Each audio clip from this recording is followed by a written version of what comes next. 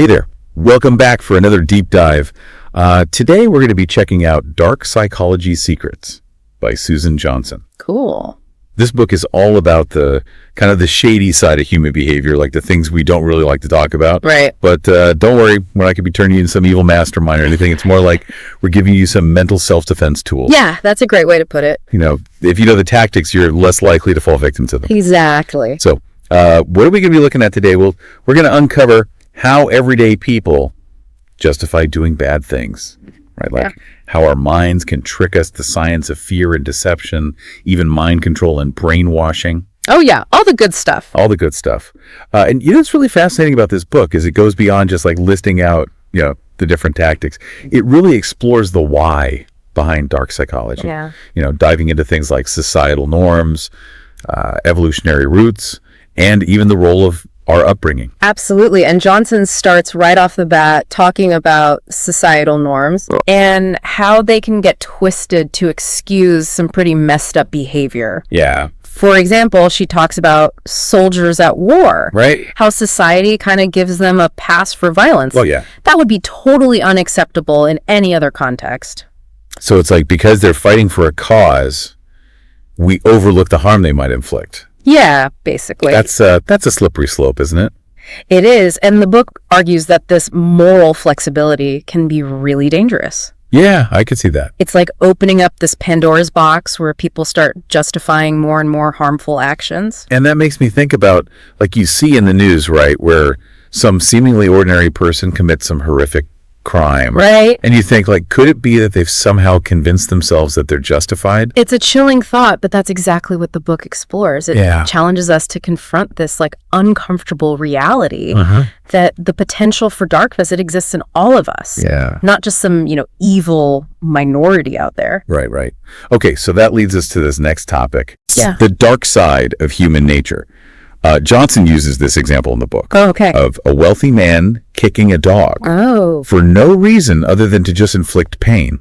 Wow. And this really disturbing image. Yeah. Right. Makes you wonder what drives someone to actually find pleasure in causing suffering. Like, is that pure sadism? Well, the book dives into different dark motivations. Sadism is one for sure. Okay. But there's also things like Machiavellianism, which is this cold, calculating pursuit of power, and even just a simple desire for dominance. Yeah, like those bullies you see like in the movies, or unfortunately, sometimes in real life. Right. They just thrive on making other people feel small. Exactly. And the book gets into like the evolutionary roots of this behavior too, suggesting that some of these dark traits might be like remnants of our primal survival instincts. Oh, so you're saying that like aggression and dominance, they were once essential for survival? Yeah. And those instincts are still lurking within us. That's one of the arguments that Johnson explores. Wow, that's mind-blowing. But what about the role of like our upbringing? Right. Does Johnson think that dark behavior can be learned too? Absolutely. She dives deep into developmental factors, highlighting things like childhood trauma, abuse, and even bullying, and how those can actually shape, someone's tendency towards darker behaviors. Okay, so it's like if you grow up surrounded by negativity and harm, you're more likely to repeat those patterns yourself. Precisely, Johnson emphasizes how important like our early experiences are in shaping our moral compass. Right. And what we consider to be acceptable behavior. This is all pretty heavy stuff, but I guess that's why it's called dark psychology, right? Right. So how does this tie into the whole like survivalist mentality, Yeah. The folks prepping for the apocalypse?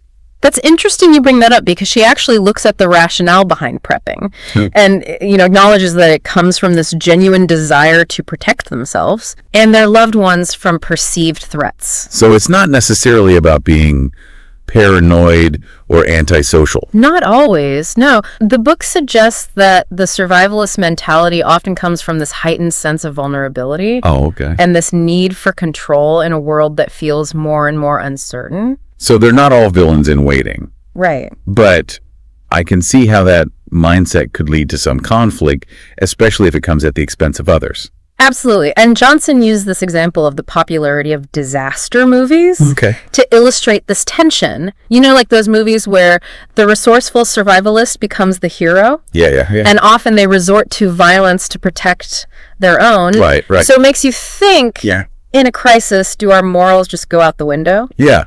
Does self-preservation trump everything else? That's the question the book explores. It makes you wonder, where's the line between protecting yourself and harming others in the name of survival? That's getting intense. Speaking of intense, let's dive into the dark psychology of fear. What does Johnson have to say about that? Well, the book explores both the biology and the psychology of fear. Okay. Breaks down how it works on both the conscious and unconscious level. Highlights how fear can be both adaptive, keeping us safe from danger, but also debilitating, leading to like irrational behavior. Okay, so fear is a powerful motivator, but it can also be manipulated, right? Like, think about those horror movies. Right. They play on our deepest fears. Exactly. The book examines how manipulators exploit our fears to control our actions and decisions. Right. So it's about understanding those tactics and learning how to respond rationally instead of just reacting. So how do we do that? How do we defend ourselves against that kind of manipulation? Does the book offer any, like, practical advice? It does, yeah. Johnson provides several strategies for recognizing those manipulation tactics. Okay, give us the goods. What are some of those strategies? Well, one of the first things she talks about is trusting your gut feelings. Okay. If something feels off, if something feels wrong, don't ignore that. Right. It's usually your intuition warning you of potential danger. So don't dismiss those gut feelings. Yeah. What else? Asking questions. Okay. And challenging assumptions. Right. Don't just blindly accept what you're told, especially if it feels manipulative or pressuring. Right. Don't be afraid to push back and get some clarification. Like if someone's trying to pressure you into something, they probably have something to hide. Exactly. And maybe the most important thing she talks about is setting boundaries. Okay. Don't be afraid to say no. Right. And stick to your principles. Right. You have the right to make your own choices. Yeah. You don't have to be coerced into doing things you're not comfortable with. This is all great advice, but let's be real. Emotions are powerful. Sometimes it feels like our feelings just take over and logic goes out the window. Absolutely. And the book dives into this idea of emotional influence, exploring how strong emotions can dominate our interactions and cloud our judgment. So emotions can basically hijack our brains. In a way, yeah. She explains how emotions are actually contagious. Oh, okay. They can spread from person to person, influencing the mood of a whole group. So if I'm feeling like stressed out, I might actually be picking up on someone else's like negative energy. It's not so much about negative energy as it is our emotions naturally syncing up with those around us. So like if you're around happy people, you're more likely to feel happy yourself. Exactly. The book gives this really fascinating example of how this works in a group setting. Okay. Imagine a team of firefighters responding to like a dangerous situation. Okay, I'm picturing it. If one of those firefighters starts to panic, that fear can spread to the whole team really quickly. Oh, yeah. And it could actually compromise their ability to function. Yeah, that's a pretty intense example. So how do you break that cycle? Can you actually control the emotional atmosphere of a group? Well, the book suggests that someone needs to step up and be like the emotional leader. Okay. Projecting a stronger positive emotion. So if like the captain stays calm and focused, it can help the other firefighters stay grounded too. Exactly. The book emphasizes that the person displaying the strongest emotion often sets the tone for the entire interaction. That makes me think about all those like charismatic leaders throughout history. You know, the ones who could inspire entire nations to action. Were they all secretly masters of emotional manipulation? Maybe some of them were. Right. But it's important to remember emotional influence isn't inherently good or bad. Okay. It all comes down to how it's used. So it's like a tool that could be used to build people up or tear them down. Exactly. The key is being aware of those dynamics and using that understanding responsibly. Okay, so how do we become more aware? Does the book like offer insights into specific persuasion techniques? It does. Johnson explores a variety of persuasion techniques, things like mirroring, emotional connection, and tailoring language to different personality types. Wait, mirroring, like copying someone's body language. Yeah. That's a persuasion technique. It can be surprisingly effective. The book explains that by like subtly matching someone's body language and posture, you can create this sense of rapport and trust. Right. Which makes them more open to your message. So it's like, I see you, I understand you, now let me tell you why you need to buy this thing. Well, it's not always that blatant. Right. But you get the idea. Mirroring can be used in tons of situations, from sales and negotiations to even just making friends. Wow, so mirroring is one technique. What about emotional connection? Right. How does that play into persuasion? The book argues that people are way more likely to be persuaded by appeals to their emotions than to logic alone. So it's about tapping into those like deep-seated feelings and desires. Exactly. Understanding what motivates people on a deeper level. Right. And framing your message in a way that resonates with those underlying needs and wants. That's starting to sound a little manipulative, to be honest. Yeah. Is it ethical to use these kinds of techniques? That's a great question, and she addresses that directly in the book. Yeah. She acknowledges the potential ethical concerns. Right. But she also argues that persuasion is a fundamental part of human interaction. It's how we influence each other. Right. Share ideas, make decisions. So persuasion itself isn't bad, it just depends on how you use it. Exactly. The key is using these techniques responsibly and ethically. Okay. It's understanding that persuasion should be a two-way street. Right. Like a dialogue, not a monologue. So it's about respecting the other person's free will. Yeah. Not trying to like coerce them into doing something they don't want to do. Exactly. Recognizing that persuasion should be about mutual benefit. Okay. Not exploiting someone for your own gain. This is making me think about the whole world of advertising.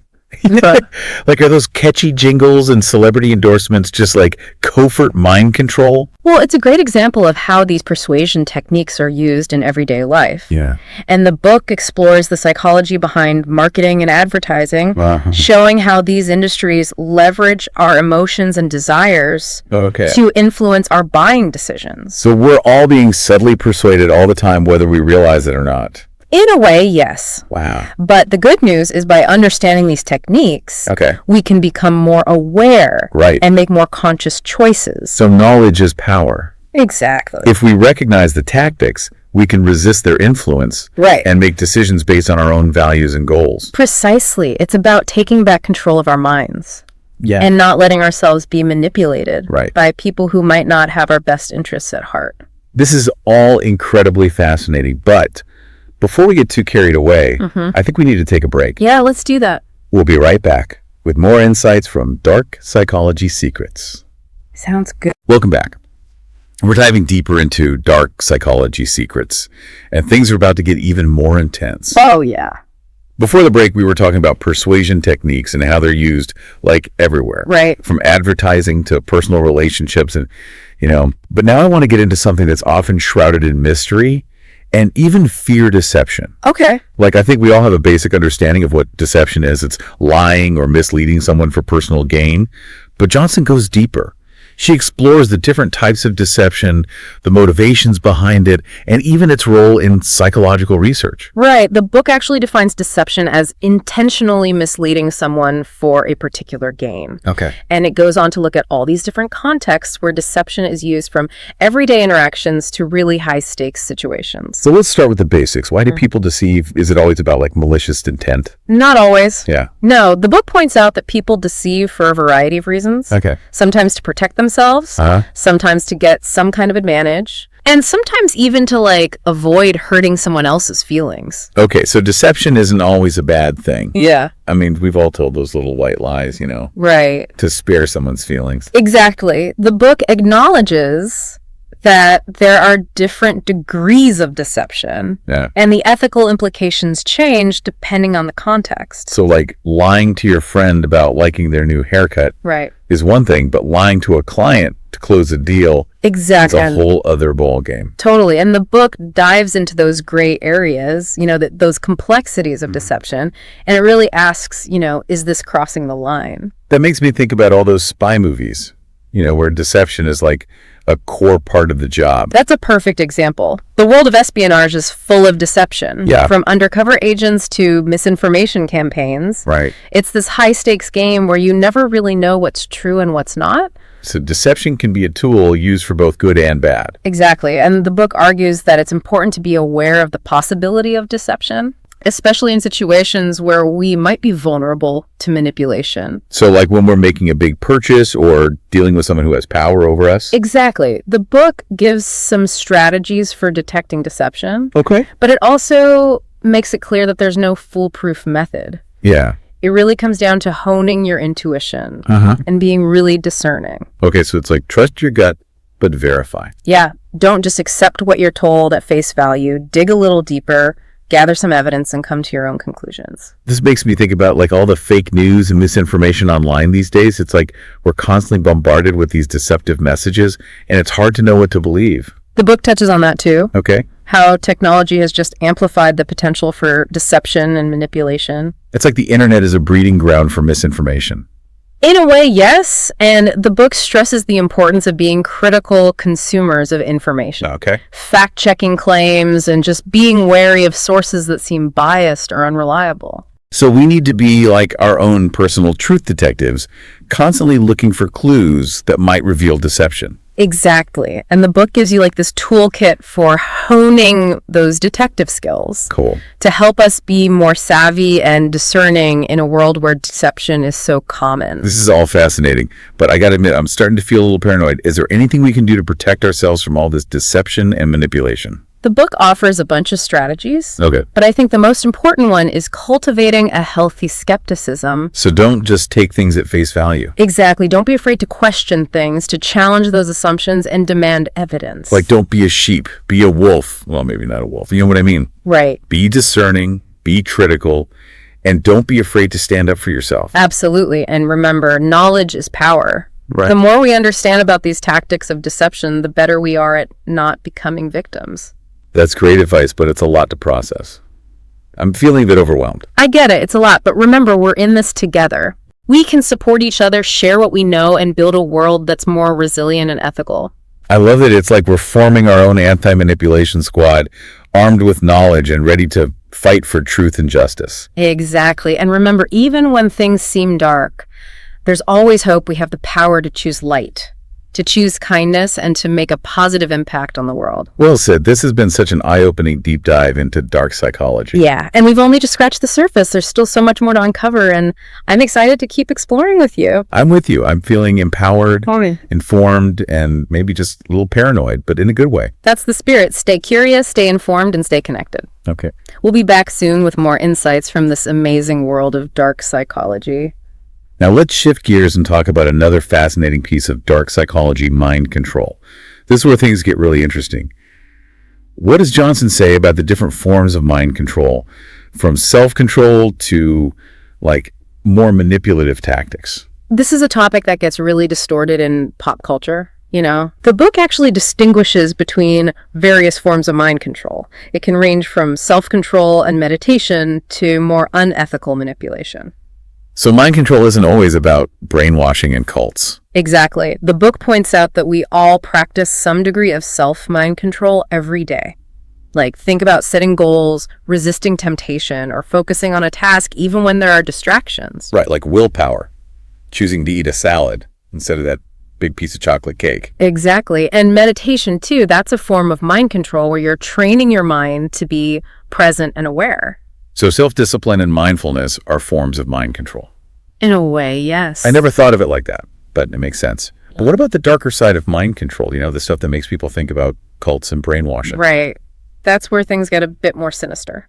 Johnson explores how mind control techniques can be used to take advantage of people and manipulate them, often for power or personal gain. So those cults where people give up everything and follow a charismatic leader that's mind-controlled in action? Exactly. The book goes into the tactics that cult leaders use to indoctrinate their followers, often using a combination of isolation, emotional manipulation, and thought-stopping techniques. Thought-stopping techniques. What are those? They're basically methods to shut down critical thinking and suppress any doubts or questions. Oh, wow. Johnson gives examples like chanting mantras, repeating affirmations, or doing rituals that keep your mind busy and prevent you from thinking independently. So it's like overloading the mind with information and activities so there's no room left to think critically. Exactly. And the book highlights how these techniques can be super effective, especially on people who are already feeling vulnerable or isolated. So it's like preying on people's insecurities and offering them this simple, easy-to-follow truth. Precisely. And Johnson warns us that mind control isn't just limited to cults. Right. It can show up in less extreme settings, too. Okay. Like abusive relationships or even some workplaces. Whoa, so like those toxic bosses who micromanage everything and demand absolute loyalty, are they mind-controlling their employees? Mm-hmm. It's definitely possible. The book explains that mind control can show up in a lot of different ways. Right. And it's important to recognize the signs. Okay, like what? Things like excessive demands for loyalty, isolation from friends and family, or constant criticism and belittling. This is all making me feel a little vulnerable. Is there anything we can do to protect ourselves from being mind controlled? The book has some really good advice. One key thing is to know your own vulnerabilities. Okay. What are your insecurities? What are your needs and desires? Right. Knowing yourself is the first step in recognizing when someone might be trying to exploit those vulnerabilities. So know thyself, like that old saying. Exactly. And the book also emphasizes the importance of critical thinking. Okay. Don't just blindly believe what you're told. Question everything, gather evidence, and form your own conclusions. Don't be a sheep. Be a critical thinker. Precisely. And don't be afraid to get outside perspectives, talk to trusted friends and family, get a second opinion, do your own research. Don't let anyone isolate you or control what information you have access to. This is all really good advice. So we've talked about self-control, cults, and even those toxic bosses who might be trying to mind control their employees. What's the bottom line here? What's the big takeaway about mind control? I think the main message is that knowledge is power. Right. The more we understand about how our minds work and the techniques that can be used to influence us, the better we are at protecting ourselves. It's like forewarned is forearmed. Exactly. And Johnson reminds us that mind control isn't always a bad thing. Okay. When it's used ethically and responsibly, it can be a powerful tool for personal growth and self-improvement. So like that salad versus chocolate cake thing, if I use my willpower to choose the salad, that's a form of positive mind control. Exactly. It's all about using your mind to achieve your goals and create the life you want instead of letting others control your thoughts and actions. I like that. Now let's talk about something that often gets mixed up with mind control. Brainwashing. Is there a difference? There is. The book defines brainwashing as a more extreme and coercive form of mind control. It often involves these systematic efforts to change someone's beliefs and behavior against their will. So brainwashing is more about force and manipulation, while mind control can include a broader range of influences, even positive ones. Exactly. Johnson highlights that brainwashing techniques are often used in cults, totalitarian regimes, and even some types of propaganda. So brainwashing aims to completely rewrite someone's identity, while mind control might be more about subtle influence and manipulation. That's a good way to put it. The book outlines the steps involved in brainwashing, and it often starts with isolating someone from their loved ones and support systems. Yeah, that makes sense. Cutting someone off from their network makes them more vulnerable. Right. Then comes breaking down the individual's beliefs and identity. Okay. Often through intense criticism, humiliation, or even physical and psychological abuse. Wow, that's heavy. So it's like stripping away everything they believe in, making them feel lost and broken. Exactly. This creates a void that the brainwasher can then fill with their own ideology. Yeah. The target, who is desperate for answers and belonging, becomes more likely to accept this new belief system. It's like preying on their vulnerability and giving them a new truth to hold on to. Exactly. And once the target accepts the new ideology, the brainwasher reinforces it through constant repetition rituals and group activities. So it's like this gradual process, a slow drip, drip, drip of manipulation and indoctrination. Exactly. And Johnson points out that the media can play a role in this too. Think about how propaganda is used to shape public opinion and promote certain ideologies. Right. If you hear the same message over and over, you start to believe it, even if it's not true. Exactly. And the book highlights how this manipulation can be used for both good and bad. So brainwashing isn't always bad. It depends on the intention and the outcome. For example, some educational programs or public health campaigns might use repetition and persuasive techniques to encourage positive behaviors like healthy eating or exercise. Okay, so we need to be aware of the techniques being used and critically evaluate the message no matter where it's coming from. Exactly. The book encourages readers to develop their critical thinking skills and be discerning consumers of information, especially today when we're constantly bombarded with messages. Speaking of being bombarded with messages, let's talk about hypnosis. Yeah. It's a topic that's often misunderstood and even feared. Right. I think a lot of people associate hypnosis with stage shows and mind control, but is that accurate? The book does a great job of separating fact from fiction about hypnosis. Okay. Johnson explains that hypnosis is really a state of focused attention, where your conscious mind relaxes and your subconscious mind becomes more open to suggestions. So it's not about controlling someone's mind or making them do things they don't want to do. Exactly. Yeah.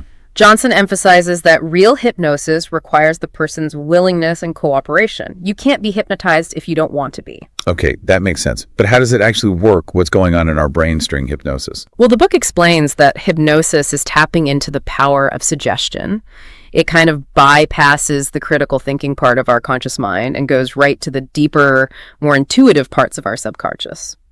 So it's like planting seeds of thought and behavior directly in the subconscious mind. That's a really good way to think about it. And the book really highlights how powerful hypnosis can be for therapy. Okay. Explaining how it can be used to help people overcome fears, phobias, even addictions. So hypnosis can actually be a powerful tool for personal growth and healing. Absolutely. Johnson provides a lot of examples of how hypnosis has been successfully used to treat things like anxiety, depression, even chronic pain. That's amazing.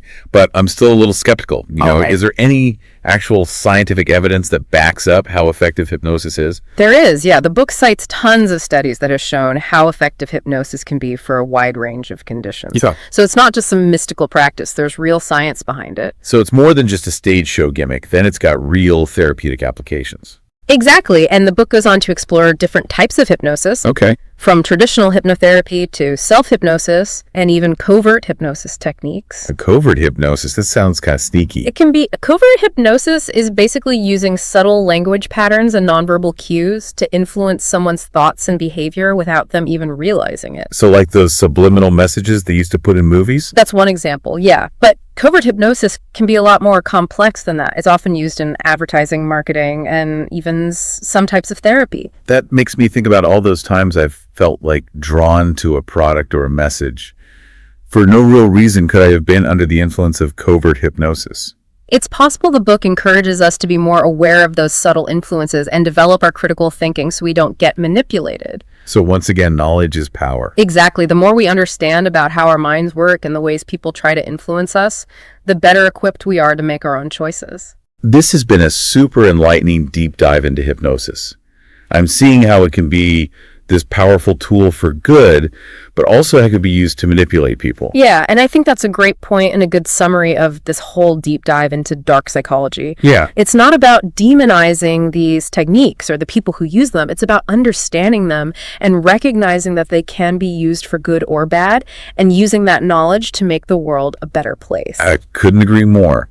Thanks for taking this journey with us into the depths of the human mind. Of course. We hope this deep dive has given you some insights into the sometimes hidden forces at play that shape our thoughts, feelings, and actions. Absolutely. Remember, knowledge is your best defense against being manipulated or exploited. So stay curious, stay informed, and keep exploring this fascinating world of human nature. Yeah, keep learning. We'll be back soon with another deep dive into a new topic. See you then. Until then, thanks for listening.